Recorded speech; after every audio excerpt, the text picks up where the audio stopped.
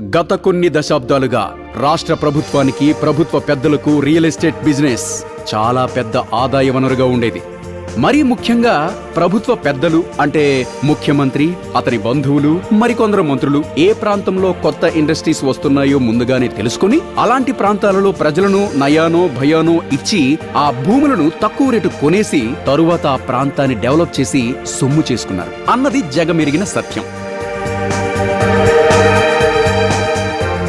ఇప్పుడు నూతన రాష్ట్రంగా ఏర్పడిన తెలంగాణ రాష్ట్రంను ఆ రాష్ట్ర ముఖ్యమంత్రి కేసీఆర్ తన కుటుంబ ఆస్తిగా భావిస్తున్నారు.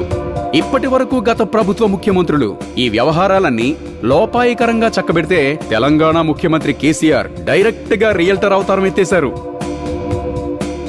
దీనిలో భాగంగానే సచివాలయ నిర్మాణం, చెస్ట్ హాస్పిటల్ తరలింపు, Ravindra Bharathi reconstruction, multiple flyovers, Hyderabad లో ట్విన్ టవర్స్ నిర్మాణం, హుస్సేన్ సాగర్ చుట్టూ ఆకాశ హర్మ్యాల నిర్మాణం అంటూ కబుర్లు చెబుతూ తిరుగుతున్నారు. అంతేకాదు తెలంగాణ భూముల సర్వే పేరిట హెలికాప్టర్లో తిరుగుతూ ఆ ఒకచోట చిత్రపురి కాలనీ అని, మరొక చోట ఫార్మా ఇండస్ట్రీస్ అంటూ యాదగిరికొండను యాదాద్రి పేరుతో డెవలప్ చేస్తామని అసలు సిసలు రియల్టర్ గా ప్రవర్తిస్తున్నారు. ఇదంతా చూస్తున్న జనం ఔరా అంటూ ముక్కున వేలేసుకుంటున్నారు.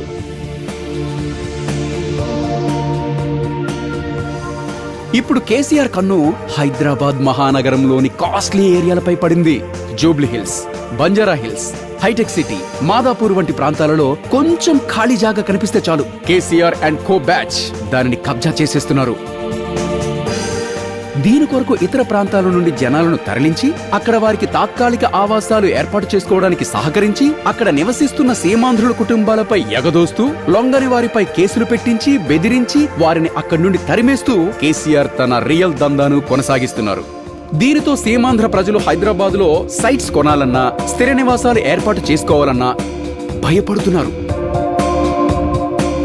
హైదరాబాద్ ని ఆంధ్రప్రదేశ్ కి, తెలంగాణకు 10 సంవత్సరాలు ఉమ్మడి రాజధాని అని చట్టం చేసినా భారతీయులందరూ భారతదేశంలో ఎక్కడైనా స్థిర నివాసాలు ఏర్పాటు చేసుకోవచ్చు అని రాజ్యాంగం చెబుతున్నా టీఆర్ఎస్ ప్రభుత్వం ఇవన్నీ పట్టించుకునే స్థితిలో లేదు.